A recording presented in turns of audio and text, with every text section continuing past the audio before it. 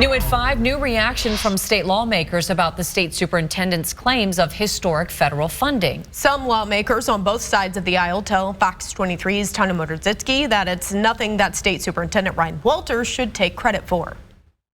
Earlier this week, State Superintendent Ryan Walters sent out this statement to media sharing historic federal dollars, comparing it to Joy Hoffmeister's administration. The state is receiving more than $224 million in Title I dollars versus 2019, when the state received just under $200 million, and last year, $211 million.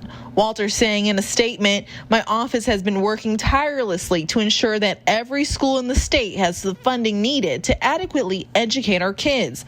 But lawmakers like Republican Representative Mark McBride say they had questions they could not get answered. The biggest problem is we don't have anybody to communicate with. Title I funding is based off students who fall on the lines of poverty. The State Department of Ed received federal dollars to distribute between districts based on need to help with hiring teachers, meeting educational needs of students, and funding lunches. Democrat Representative Melissa Provenzano says not only is the problem that districts did not know sooner what they were getting, you want to have your staff hired by now. She says also the problem is Walters is trying to take credit for federal dollars. The formula is going to be impacted this year by two things: the increase in poverty in the state of Oklahoma, and that is not new. The last 4 years we've received an increase in funding because we've had more children in that fall below the poverty level. We also had the Biden administration request a 6% increase. They actually increased more. What they got was 6%. So that's going to look like about a little bit more than $12 million.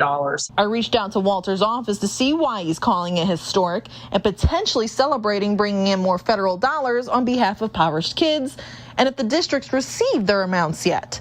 I have not heard back. Covering news that matters, I'm Tanya Motorzycki, Fox 23 News.